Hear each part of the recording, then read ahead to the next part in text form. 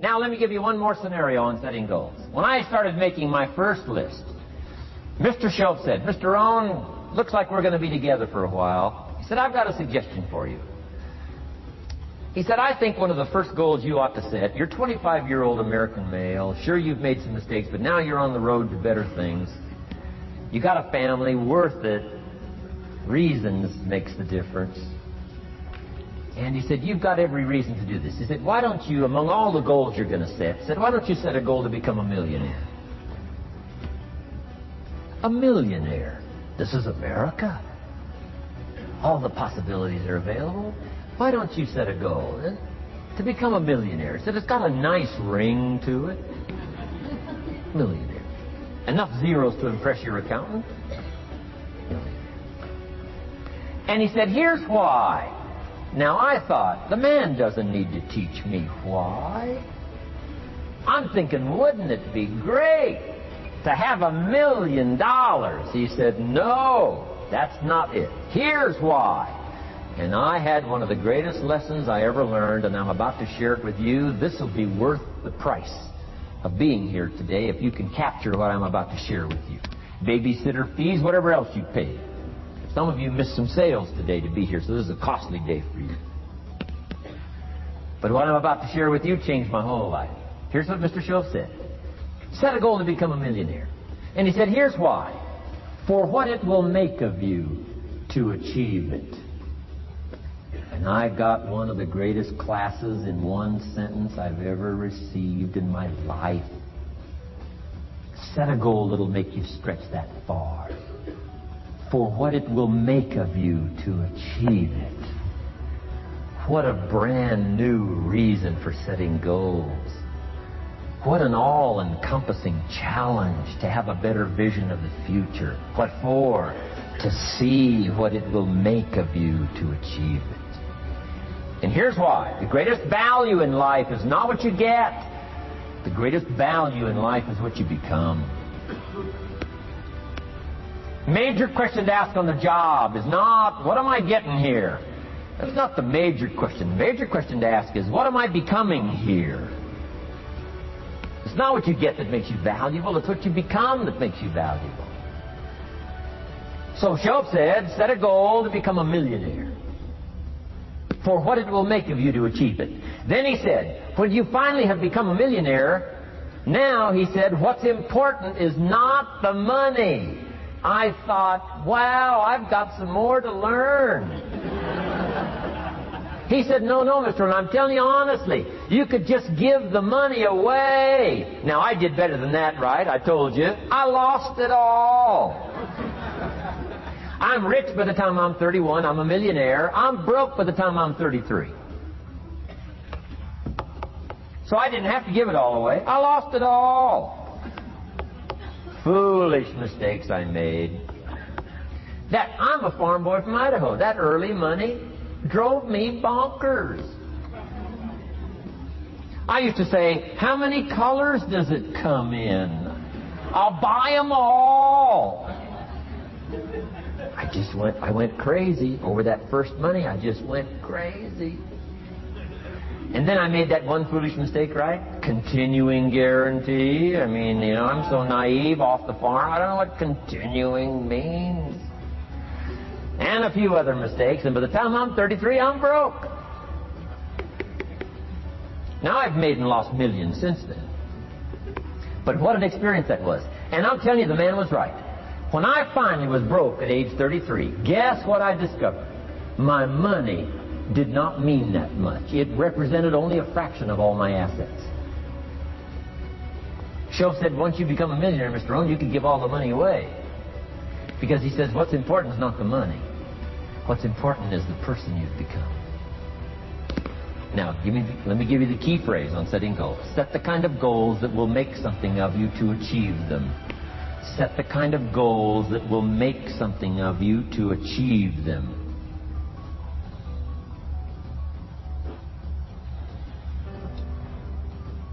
Always keep that in mind. What will this make of me? If I set this goal and go for it, not only will I achieve it, but what will it make of me in the process? What a whole new concept on setting goals. Now there's two parts to this, and then we're wrapping up goals. Here's the first part now in this goal setting for what you become. Number one, don't set your goals too low.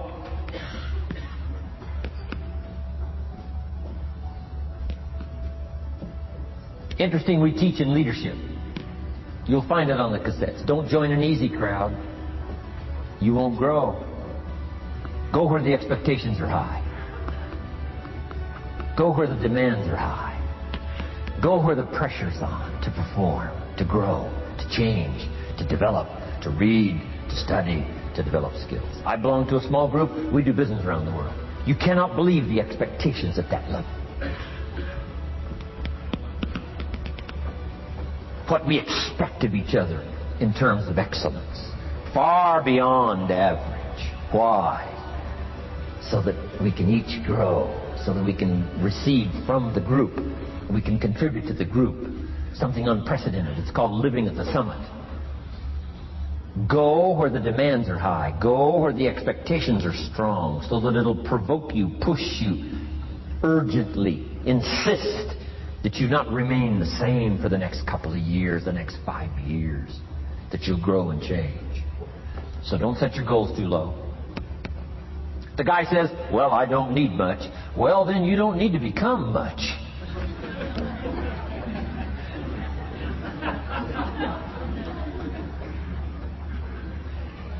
Now here's the last part on setting goals. Don't compromise. Don't sell out. There were some things I went for back in those early years that I paid too big a price for. If I'd have known how much it was going to cost me, I never would have paid, but I didn't know. Don't sell out. Ancient phrase says, count the cost, count the cost, count the cost. An ancient story says Judas got the money. You say, well, that's a success story. No. It's true, 30 pieces of silver in those days was a sizable fortune. You say, well, if a guy's got a fortune, right, that's a success story. No, you don't understand. His name was Judas. Doesn't that ring a bell? Judas. You say, oh, yes, Judas, the traitor. That's right. The traitor got the money. Doesn't that change the story? And the answer is, of course, it changes the story. Interestingly enough, after Judas gets the money from becoming a traitor, he's got the money in his hot little hand, and now he's unhappy. Somebody says, well, if you had a fortune, how could you be unhappy? Well, he wasn't unhappy with the money. He was unhappy with himself. Key phrase, the greatest source of unhappiness is self-unhappiness. The greatest source of unhappiness doesn't come from outside. The greatest source of unhappiness comes from inside. And here's where the erosion starts, doing a little less than you could. That's where the beginning little infection of unhappiness starts, doing a little less than you can, not feeling that good about yourself. So don't let that happen. Judas is unhappy. He says, what'll I do? He says, oh, I'll just take the money back. Walked in where he got the money and said, here, take this money. I'm unhappy. They said, heck with you, Judas. We got what we wanted. You got what you wanted. Out. They threw him out with his money.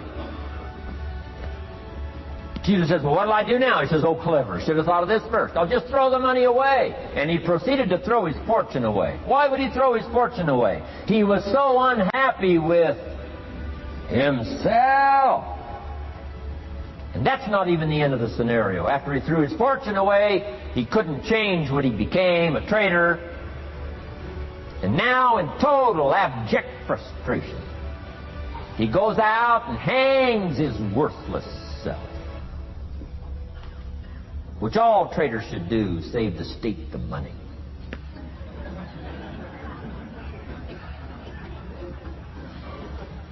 Why such a tragic end? Because he was so unhappy with himself. He sold out. He paid too big a price. Ancient script sums it all up. He said, what if you gained the whole world and it cost you your soul? Too big a price to pay if you got the whole world. Don't sell out. Don't compromise your values. Don't compromise your virtues. Don't compromise your philosophy. Key. Here's the key word, beware. If Jesus could speak back, he'd probably say beware. Two good words from ancient script. One, behold, the positive word. Behold the possibilities, behold the opportunity. Behold the drama, behold the awesomeness, behold the uniqueness. Behold the majesty, behold, behold. What a good word. But here's the other word. Beware, beware, beware. Don't sell out. Mark well what you become in pursuit of what you want. But I'm inspiring you, hopefully, to set the kind of goals that will transform your life. Make you far better than you are, far stronger than you are. Okay. Isn't this good advice? This is such good stuff. I should have paid to get in, right? Fabulous.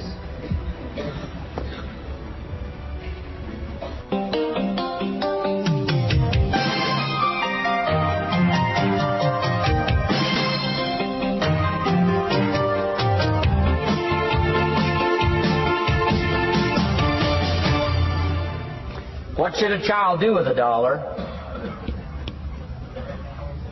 Let me give you the best advice I've got. And this is called sort of middle of the road scenario. And I'll show you how these numbers may change. But here's what I teach. Kids, never spend more than 70 cents. Now you got to pick some number. When I met Mr. Shope, I was at about 110%. But remember this, if your outgo exceeds your income, your upkeep becomes your downfall. Good little scenario. So here's the number that I found works best in developing a good financial plan. Never spend more than 70 cents out of every dollar from now on. Now kids ask me what? What do you do with the other 30 cents? Here's my best advice. 10 cents, charity. 10% charity.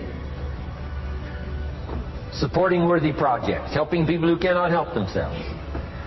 Some churches teach tithe, peace, portion. Turning back part of what you take out. Excellent, excellent philosophy. That's what that 10% is. And nothing teaches children responsibility and character better than generosity. No school, no class, no teacher can teach character better than the simple act of generosity. 10 cents out of every dollar. Now you can pick your own number. I'm just giving you my best scenario. Now the time to start this is when the amounts are small. Easy to give a dime out of $1. I'm telling you, kids will give you 10 cents out of every dollar if it's part of their philosophy, if you sell them on it. And that's the time to start, when it's easy, 10 cents out of $1. A little harder to give 100,000 out of $1 million. Someone says, oh, if I had $1 million, I'd give 100,000. I'm not that sure. We better start you early when the amounts are small, so it'll all be set in when the big amounts start to come. Okay? So 10 cents for charity. The next 10 cents I call active capital. Capital meaning try to make a profit yourself. We live in a capitalistic society. Right. Everybody now wants to join capitalism. That's why the walls are coming down. Capital belongs in the hands of the people. That's where the genius is. So the genius is to try to show a profit. Buy and sell. Render service. Show a profit. Now here's what I teach kids. Profits are better than wages. Wages are okay. But wages help you make a living. Profits help you make a fortune. The key is to just understand philosophically a little simple economic scenario. And there's all kinds of ways to make a profit. I'm working on a new book. Here's what it's called. I think it's going to be called, Of Course Kids Should Pay Taxes. It's going to be an interesting book. In California, where I live, kids do pay taxes. If an 8-year-old walks into 7-Eleven, buys something that costs $1, the proprietor makes him cough up 7 more pennies. 8-year-old says, "What's these 7 pennies?" Proprietor says, "That's taxes. That's taxes." Kid says, "Well, I'm only 8. Proprietor says, "Congratulations, you're my youngest taxpayer." So in California, kids do pay taxes. Now the question is, should they? Now the title of my book is, Of Course Kids Should Pay Taxes. You got it. Right? The disciple went and caught a fish, found the miracle coins, and paid his taxes and Jesus' taxes. So way back then, Jesus did pay taxes. Now the question is, should he? And the answer, my little book says, of course Jesus and kids should pay taxes. Of course. Of course. If an 8-year-old wants to ride his bicycle on the sidewalk instead of in the mud, you have to pay taxes. Things cost money. You've got to pay taxes. Aircraft carriers keep tyranny over there instead of over here. Aircraft carriers cost money. It's expensive to run this whole show. You can't use used missiles. I mean, it's expensive to run the whole deal. Of course, everybody has to pay. Now, active capital means try your best to show a profit.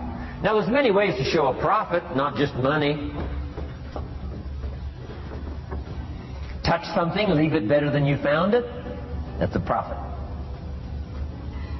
Some profits are intangible, some profits are tangible. Long before Earth Day, for all sophisticated people, it was very proper when you left your hotel room to turn out the lights. All educated people. Why? Leave a profit. It's so easy to flip the switch and leave a profit. Some says, well, the hotel gets the profit. What do you care? All you need to become is a person who leaves a profit. Wow. I talked to a man who runs a whole string of apartments. He said, guess what? Most people, when they rent an apartment, leave it, what? Trashed, worse than they found it. What kind of a reputation would that be? Whatever you touch turns to trash. Whatever you touch gets dirty. Nothing you touch gets better. See, that's a poor philosophy. No wonder it leads to poverty. Small lives. As one writer said, living lives of quiet desperation. This is where it all begins.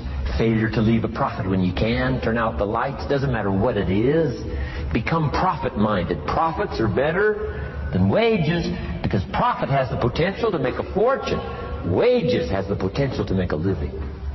So I teach kids, take part of your wages. If you earn the money, take part of it for charity and part of it to see if you can't make a profit. And there's all kinds of ways. My book's going to be full of all kinds of ways kids can make money. I teach kids how to have 2 bicycles, one to ride and one to rent. It doesn't take long to get into business. You don't have to be a genius. Halfway bright, you can start showing a profit. Now, here's the next 10 cents called passive capital. Meaning, let somebody else use the capital, you provide it, you're passive, they're active. And let them pay you interest. Profits and interest. Unique way to make a fortune. In fact, there's a Bible philosophy. I teach teenagers this Bible philosophy. Here's what it teaches. The borrower is servant to the lender. Wow. So where is the power position? Not a spender, a lender. And if I've taught teenagers well, if you ask them, among some of the things you want to be, when you grow up, as years pile on, What would you like to be? I'm telling you, among some of the things that they would like to be, if they've sat in on my classes or gotten some of my material, they would say, I want to be one of them lenders. Powerful position. Let somebody else use your capital. Some projects require more capital than any one person has. So we've got capital pools, whether you put it in a financial institution or whatever. Right? Earn an interest, earn a profit, right? Buy a car and sell it for more than you paid for it. Why? Because you leave it better than you found it. Touch something and leave a profit. Okay? It's not just wrapped up in money and economics. This helps to teach all other scenarios of life on profit and capital and expenditures. What to do with your time and what to do with your life, as well as what to do with your money. Okay? Now this little scenario I call the ideal. Now here's what's important. To set up the ideal and work toward it. Because at first you may not be able to do these numbers.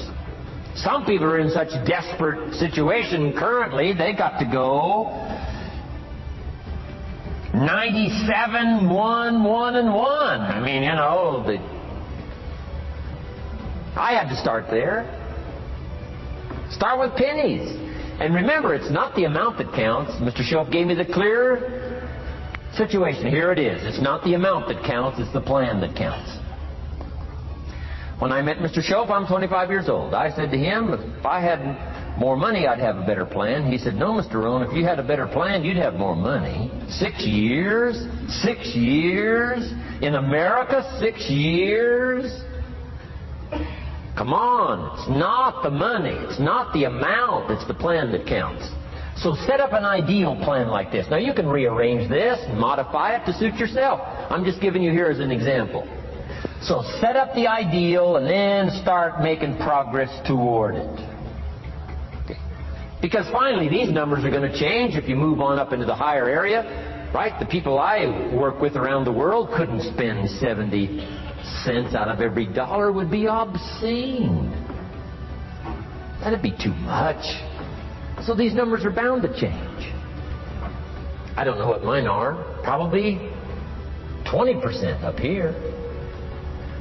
A lot larger numbers down here. Okay? So these numbers can change. I'm just offering you a good sample philosophy. Remember, philosophy is the set of the sail. The economy is not the set of the sail for you. For you, the set of the sail is your own philosophy, your own thinking, your own plan, your own concept. Don't borrow somebody else's plan. Don't borrow somebody else's concept. Don't borrow the concept, you know, spend all you can, cross your fingers and hope for the best. Don't borrow that. Develop your own philosophy, and I'm telling you, it'll lead you to unique places. Now, the rest of a lot of this is on the cassette tape. So let me just give you 2 or 3 more pieces of the scenario here. Then I want to talk about communications, and then we're going to wrap it up. Okay. Here's 2 or 3 more parts of financial independence. Number 1, keep strict accounts. This is the best of disciplines. Keep strict accounts.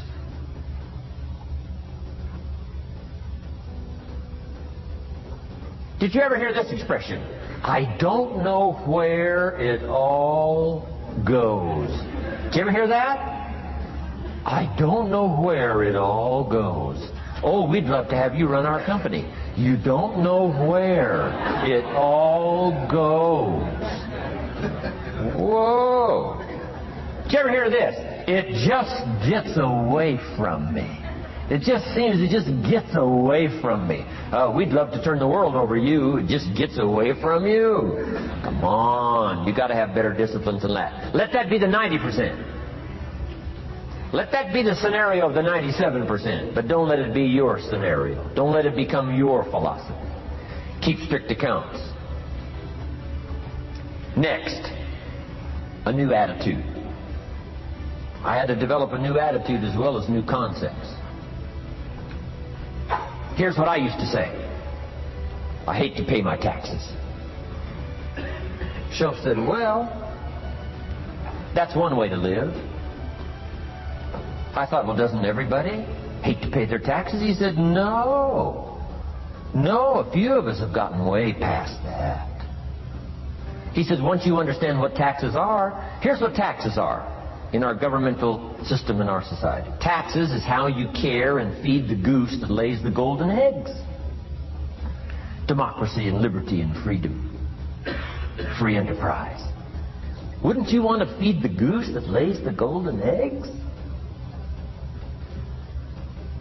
Somebody says, well, the goose eats too much. That's probably true. I understand that. Of course that's true. But see, better a fat goose than no goose. And here's the truth be known. We all eat too much. Let not one appetite accuse another. Of course the government needs to go on a diet. So do most of us.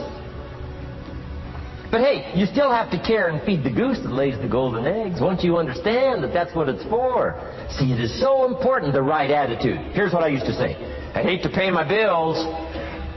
You open up the mails, nothing but these window envelopes, bills. I hate to pay my bills. Shelf said, well, that's one way to live. I said, well, doesn't everybody hate to pay their bills? He said, no, some of us are way beyond that. I said, is it possible to love to pay your bills? He said, yes. Reduce your liabilities? Increase your assets? Wouldn't you love to do that? So start a whole new attitude here. Next time you pay $100 on an account, put a little note in there and say, with great delight, I send you this $100.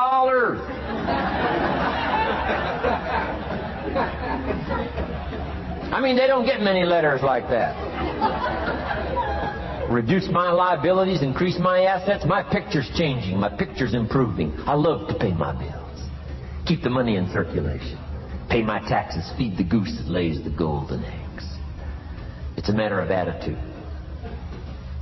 And here's the last on attitude. Everybody must pay. Of course, life is called opportunity, but life is called price. But we must all pay. We must all share.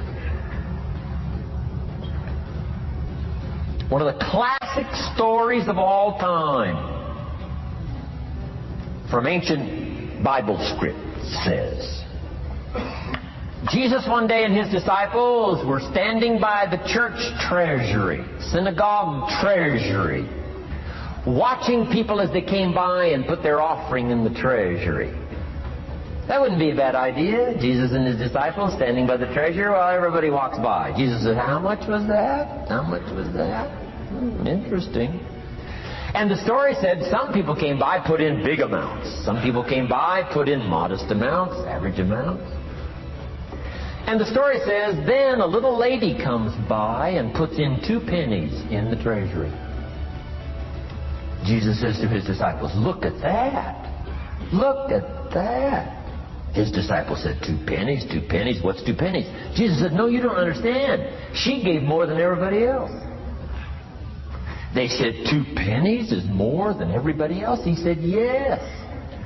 Because I'm certain that her 2 pennies represented most of what she had. And if you give most of what you have, then you've given the most. Wow. What a lesson to learn. It's not the amount. It's what it represents of your life that counts. Now let me give you the wisdom of the scenario that did not occur. And this is the greatest of wisdom. And in my own particular, peculiar brilliance, I have the ability to record for you what was not recorded in the scenario of the story. Here's what did not occur, which may teach us one of the greatest of the wise things that was taught in this scenario.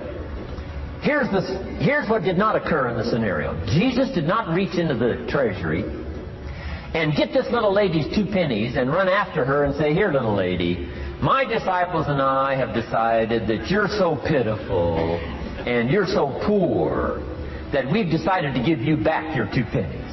I'm telling you, that did not occur. If it would have occurred, she would have been what? Insulted. She would have rightfully said, I know my 2 pennies aren't much, but it represented most of what I had. And would you insult me by not letting me contribute what I wanted to contribute, even if it's only 2 pennies? I'm telling you that did not occur. Here's part of the wisdom of the story that was not recorded. Jesus left her pennies in the treasury, meaning everybody has to pay, even if it's only pennies. That's the key. And whether you start with pennies, or whether you start with dollars, or whether you start with nothing, remember, part of the scenario is to spend, of course. Part of the scenario is to invest, and part of the scenario is to show a profit, and part of the scenario is to help take care of people who can't take care of themselves. If you'll set up your own philosophy, I'm not asking you to buy my philosophy. I'm not asking you to adopt my numbers. I'm only wanting to provoke you to think, for you to come up with a splendid economic philosophy that's got you up early and got you up late, has got you thinking and pondering ways to use your resources and turn it into the dreams you want for the future. And that's my little story on financial independence. Okay. Here's the next and the last subject. Communication. How to affect other people with words. I've got a little 4-point program here for you to consider. The whole expanded version now, 3 days, right? 3 days of all this is in that package that you're taking home. So this is called an abbreviated version of all the rest. This 1 day, video day. 4 steps to good communication. Here's number 1. First of all, words can work miracles. That's why communication is so important. Words can work miracles. Words are powerful. Words are almost godlike. In fact, ancient script says the Word was God. God was the Word. Wow, words and God. I said to my Israeli audience last year, in the beginning, the story of creation is unique. It says, in the beginning, Jehovah God spoke and said what? We've got some students here, I'm sure. In the beginning, Jehovah God spoke and said what? Let there be light. And what? There was light. Wow! Wow! It looks like words create light. Is that possible? I'm telling you it's possible. Humans can get pretty close. What if somebody can't possibly see how they could do well, how they could become successful, how they could transform their lives and their health, their future, and their finances, spiritually, and every other way? They can't see. And you come along and share your story, and maybe borrow some other stories. And by the time you get through with a good presentation to this person, they say, now I can see. Before you got here, I was blind. I was in the dark. And while you were talking, some things dawned on me. Is it possible to create light with human intelligence, with words? And the answer is, of course, of course.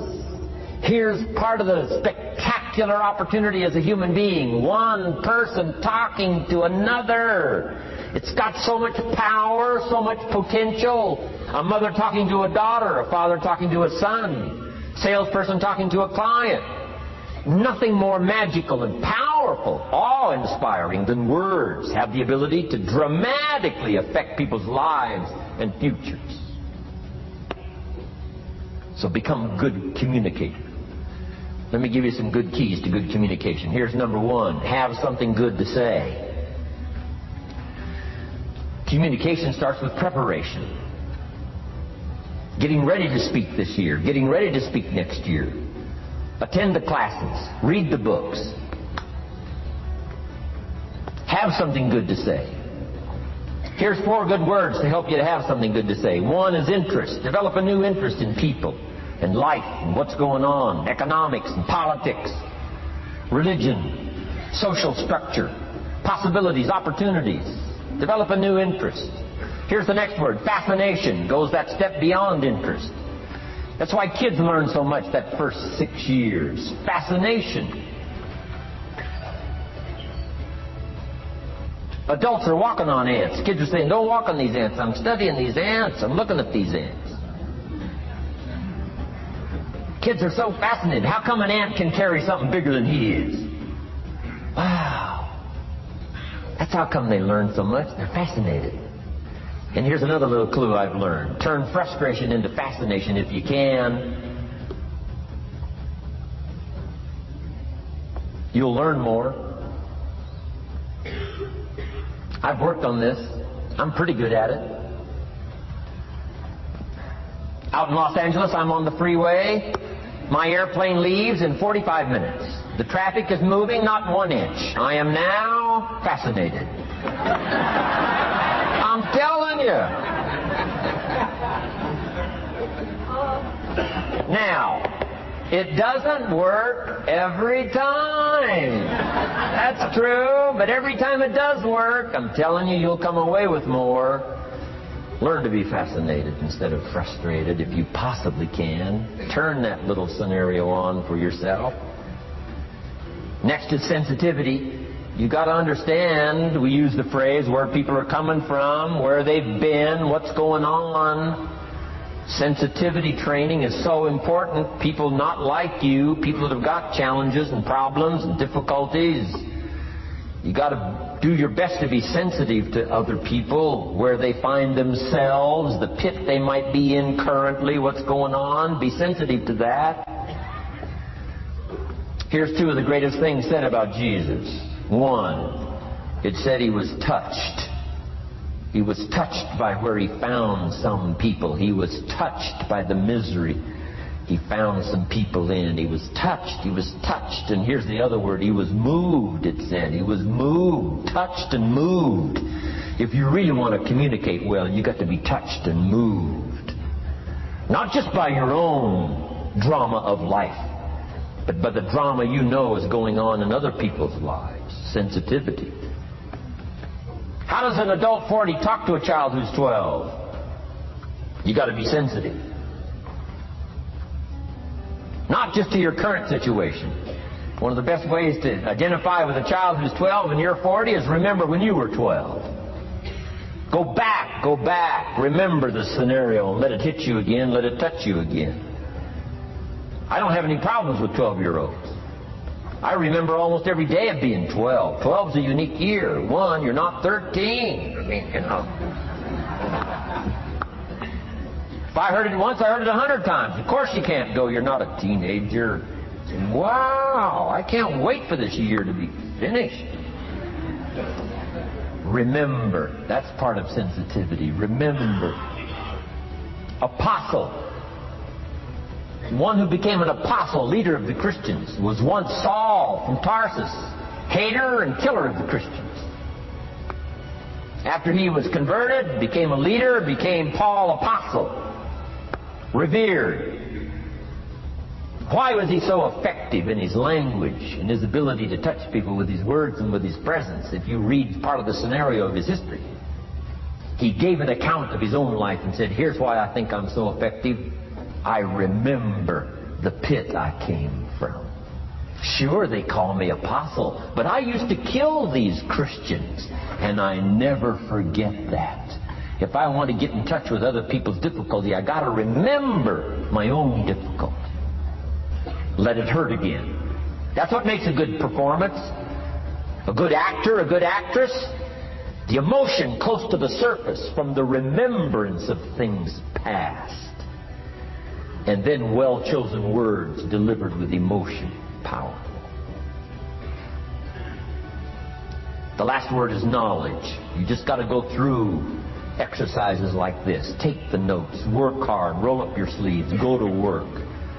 Gather the knowledge in journals. Gather the knowledge in notebooks. Gather the knowledge in a library and cassettes and videos and every other means. Gather knowledge. Don't be lazy in learning. A major part of communication is preparation. Now here's the next part of good communication. Say it well. One is having something good to say. Number two is saying it well. Let me give you a quick list on saying it well. Number one, sincerity. Best place to start, if you want to communicate well, is let your sincerity show. Next is repetition, the mother of skill. I've been at this 33 years. Somebody says, well, you give a pretty good seminar. I should. 33 years? 33 years. Repetition. Next, brevity. Sometimes you don't need many words if you're totally sincere, I'm telling you. Jesus' presentation in gathering up his team called disciples was fairly short. He just walked around the countryside, took a look at somebody and said, you follow me. That's brief. I mean, that's short.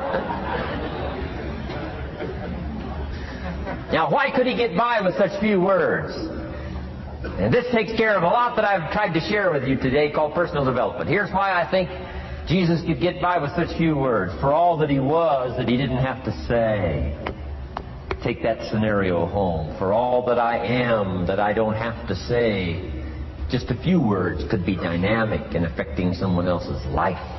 A child, a business colleague, a sales client.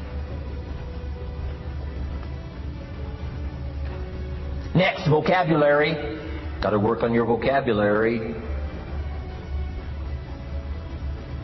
Some of my friends took a survey among prisoners working on some rehabilitation program. They weren't particularly looking for this, but here's what they found. There's definitely a relationship between vocabulary and behavior. And here's what they found out. The more limited the vocabulary, the more tendency to poor behavior. And when you think about it for a while, it makes sense. Words are a way of seeing. And if you don't have a good vocabulary, you can't see very well. Can you imagine the mistakes in judgment when you can't see very well? Next, words are a way of expressing what's going on in your head, what's going on in your heart. What if you can't see well and you can't express well? You can imagine the tragic scenario of 5 years of that, 10 years of that, 20 years of that showing no improvement. Behavior now becomes a major problem. And that person's world gets smaller and smaller and smaller. Why? They can't see and they can't express. And finally, they don't need much bigger place than a 10 by 12 cell. Their world is so small anyway, don't need much bigger place. I'm asking you to stretch your vocabulary. I used to put words up on a 3x5 card. I drove a lot back in those days, but at the end of the day, I'd mastered 2 or 3 words. My oldest daughter, Linda, with my grandkids, starts the day with what's called the word for the day. She writes it on a chalkboard, the word for the day. And the kids memorize that word and the meaning of the word. And every once in a while during the day, she'll say, what's the word for the day? The last day I was there, the word was superficial. Natalie's 4, Nathaniel's 5. And several times during that day, Linda, my daughter, would say, what's the word for the day? Natalie would say superficial. And she would say, Nathaniel, what does that mean? On the surface. Several times during the day. What's the word for the day? Superficial. What does it mean? On the surface. If you were to ask my grandkids, the last time Grandpa was here, what was the word for the day? I'll bet you they'd probably know. Superficial. On the surface. Word for the day. Why not learn a word a day? Why not add to your vocabulary so you can see more, see better, and express better? Put out in words what's in your heart, what's in your soul, what's in your mind. It's important. So say it well. Here's number 3. Number 1 was have something good to say. Number 2, say it well. Here's number 3. Read your audience.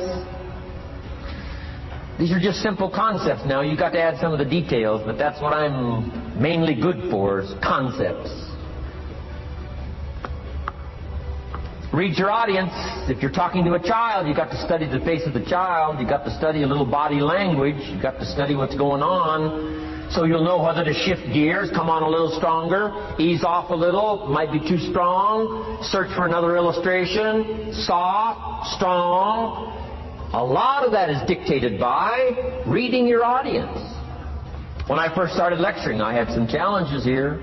I was so absorbed in my notes, lecturing like this. I'm telling you, in those early days, the audience could have left and I'd kept right on going.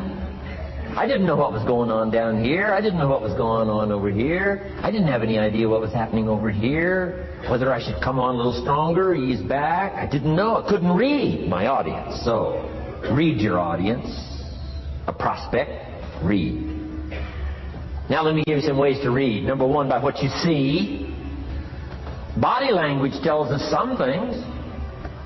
How to shift gears, whether to go on, whether to stop. If you're talking to somebody and they're leaning toward the door, that means you gotta hurry, right? They're not gonna be here long.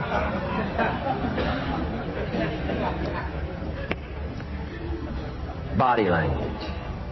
The guy's got his arms folded, chin tucked down. You got your work cut out for you. You're gonna have to reach deep in your bag. Find some extraordinary stories. This one's not gonna be easy. What tells you that? Reading what you see. Here's the next one. Read what you hear. You've got to read a child's impatience. Kids don't mind telling you whether they're bored or impatient. Kids' attention span is short. Doesn't last long. You've got to get it said. You start talking to a child, 30 seconds they say, "How long is this gonna take?" Whoa! Read. Listen. Listen for the response. Now you'll know whether to shift gears, change your language, find a new illustration, soften, stronger. Read your audience. Read what you see, read what you hear. And here's one of the most important. Read what you feel.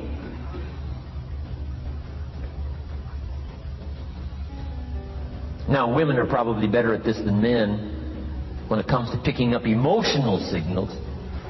Men, they can see, and men, they can hear. But it takes a little training for a man to pick up those emotional signals that are so important so you don't say the wrong stuff. Because it's so easy to make a mistake in language. What if you meant to say to someone you care about? What if you meant to say, "What's troubling you?" And instead you said, "What's wrong with you?"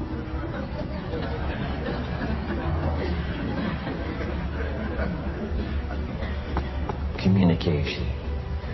So read the emotional signals. If we could learn from the women on this emotion. Women have this uncanny antenna picking up this stuff. Woman says, "Doesn't feel right." I mean, what does that mean? It doesn't feel right. It doesn't feel right. Wow. Women have got it though. It seems to be built in. Especially danger. Women pick it up quicker than men. It's built in, I think. Way back, right? Man was the provider. Mama was the protector at home. So she picked up this scenario of danger, I think, these signals. But they are good. In the middle of the night, Mama wakes up. The baby cries. Mama wakes up. Papa sleeps. The faintest cry. Mama's awake. Or she nudges her husband and says, go look, something isn't right. He says, "What do you mean it isn't right?" She says, "No, go look." He said, "Hey, everything's okay." She says, "Go look." He says, "Okay." And he gets out of bed, goes downstairs. The front door is open. How did she know that? We don't know. I mean, she just knows. But I'm telling you, it's so valuable in communication to be able to pick up the emotional signals as well as what you see and as well as what you hear. It's so important. But women are good. Ancient scenario says this: there are shepherds, and there are sheep, and there are wolves. What a good life scenario. But it doesn't stop there. This ancient scenario says also, some wolves are so clever, they've learned to dress up like sheep. Now you got to have a woman. Got to have a woman. Man says, looks like a sheep, talks like a sheep. Woman says, ain't no sheep. Take my word for it. Oh. They know.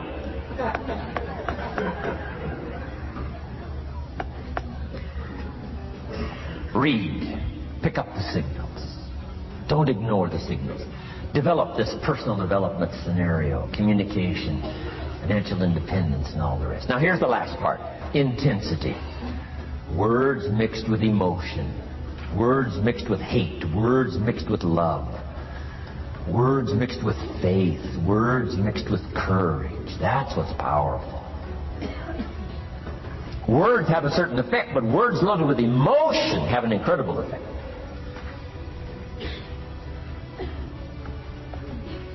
If I had a little straight pin, a guy buys a shirt, it's got all these little pins in it.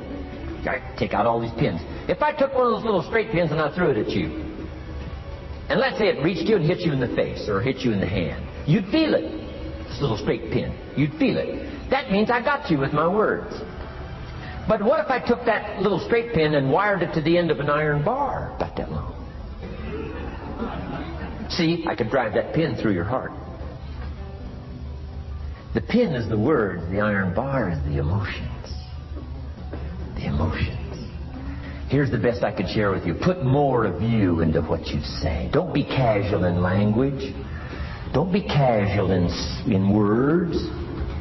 Casualness leads to casualties on the freeway and in communication. Don't be lazy in learning good communication. And put more of you.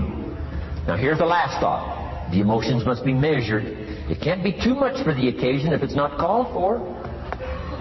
In leadership we teach, don't shoot a cannon at a rabbit. It's effective, but you've got no more rabbit.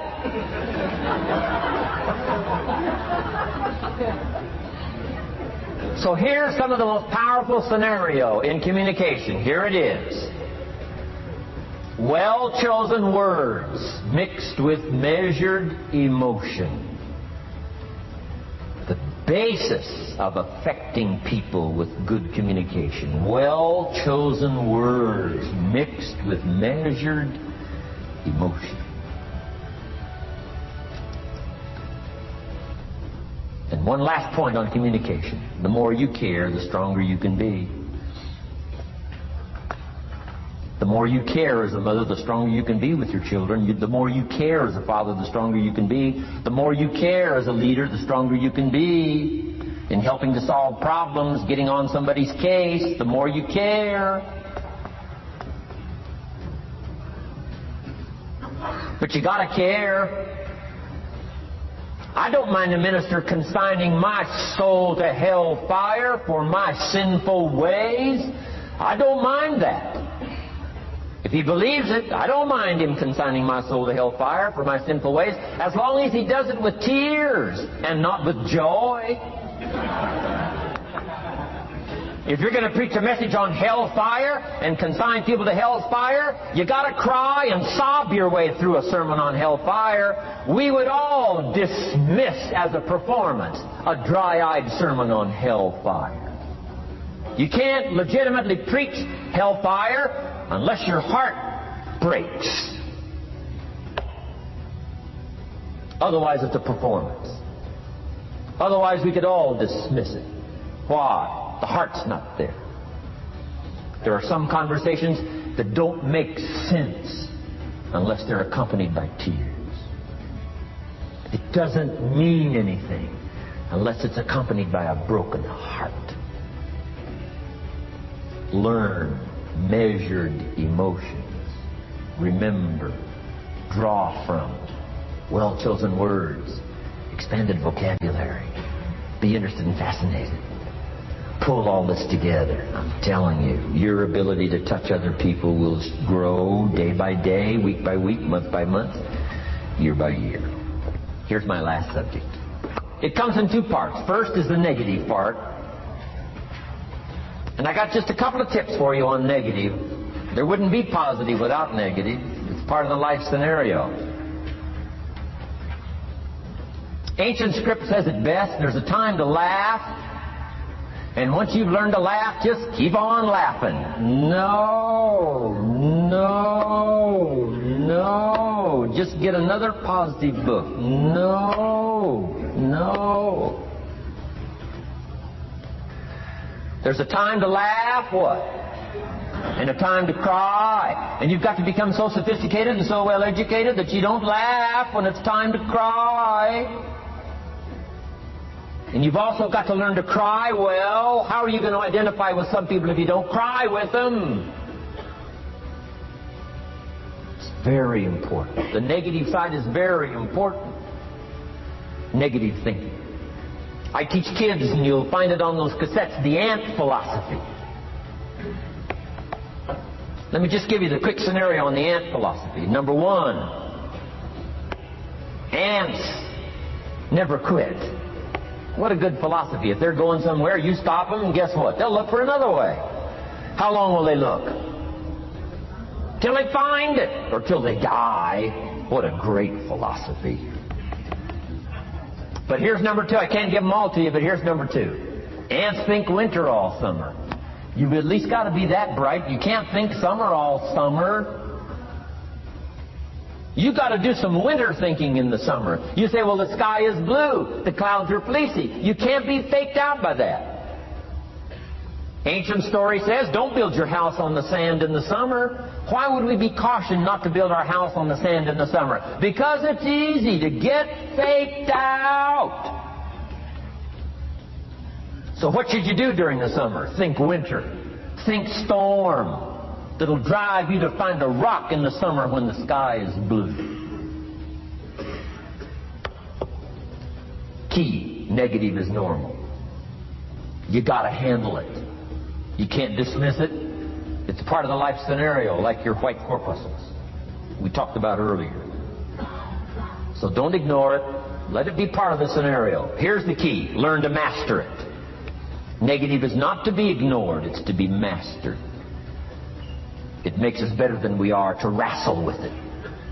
It makes us better than we are to be alerted to tyranny that moves into Kuwait, or ignorance that moves into your life, or procrastination that moves in and robs you of your fortune, or poor health that's going to be the legacy of those who neglect their health disciplines. You got to do battle with the enemies on the outside and on the inside. So learn how to handle the negative. And now here's the last, called the positive. Let me give you the day that turns your life around, as quickly as I can. I got 4 parts to the day that turns your life around, and then we're finished for the day. Number 1, disgust. Disgust. Disgust is a negative emotion, but it can have a very positive, powerful effect. Disgust says, I've had it. What an important day that could be. I've had it. Wow. I met a beautiful, powerful, accomplished executive lady in New York. The company invited me to come in.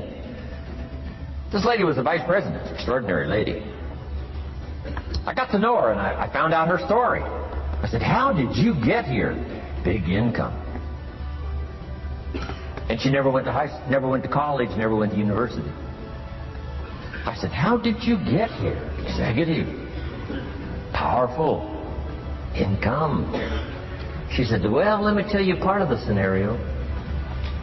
She said, when I was a young mother a few years ago, she said, one day I asked my husband for $10. And he said, what for?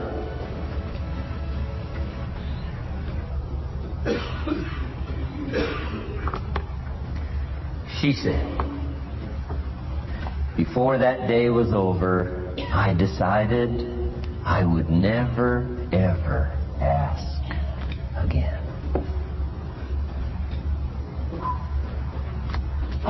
She said, I started studying opportunity, found it, took the classes, put myself through the schools, did the scenario.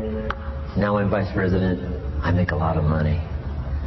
And she said, I kept my promise. I've never, ever had to ask again.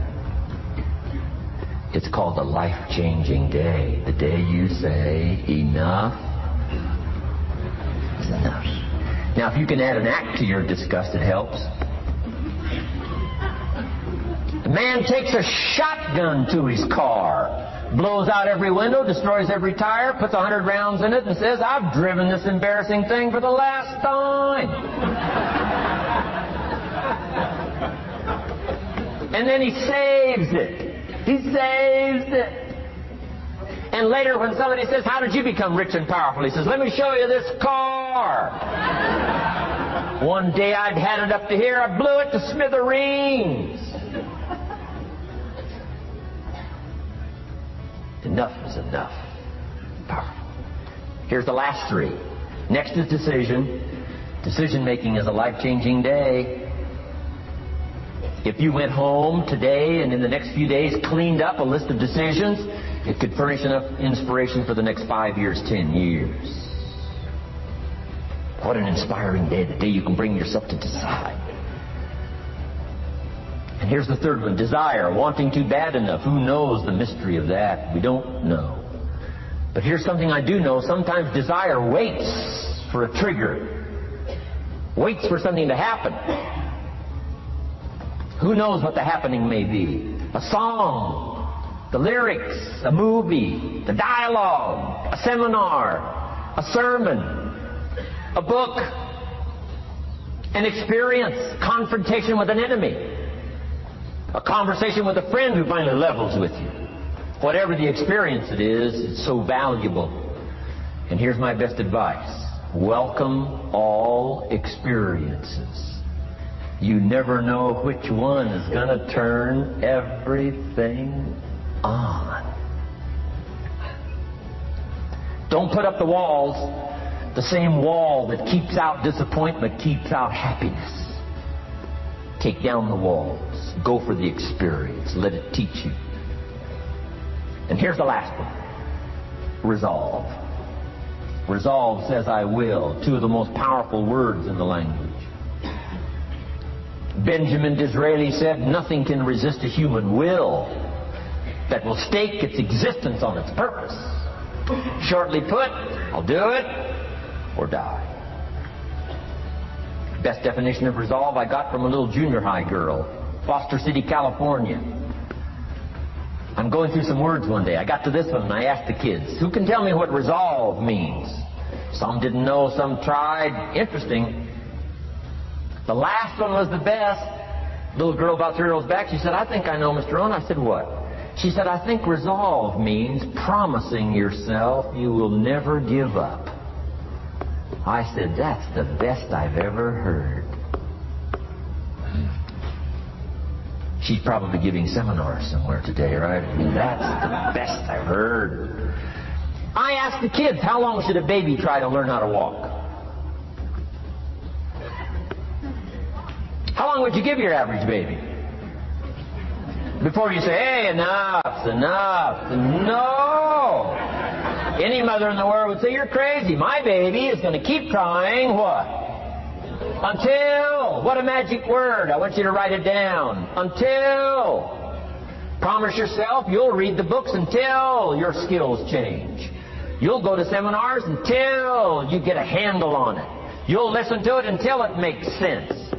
You'll go for it until you understand it. You'll practice it until you develop the skill. Never give up until, however long that is. Step by step, piece by piece, book by book, word by word, apple by apple. Walk around the block, walk around the block. Go for it. Don't miss the chance to grow. And resolve that you'll pay the price until you learn, change, grow, become.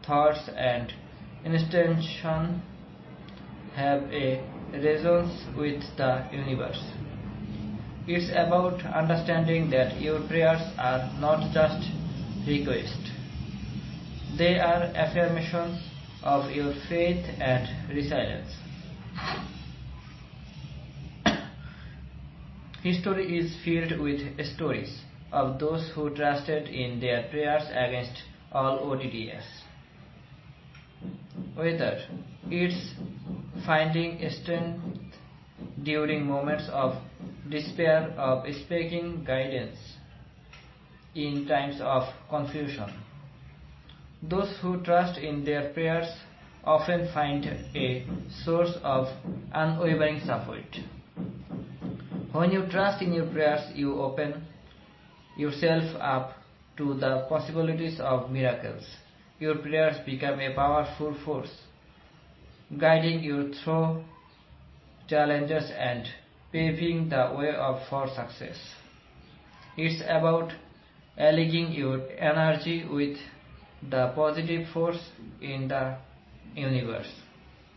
So how can we cultivate trust in your prayers?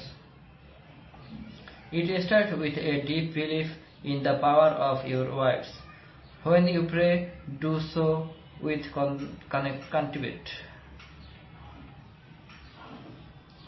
Feel the energy of your intentions and let the energy resonate with the universe.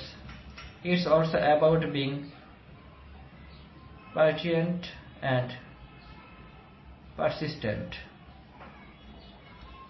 Trust is built over time, and so is the impact of your prayers. Keep the faith even when the answer don't come immediately. The universe has its own timeline, and in due course, your prayers will be answered.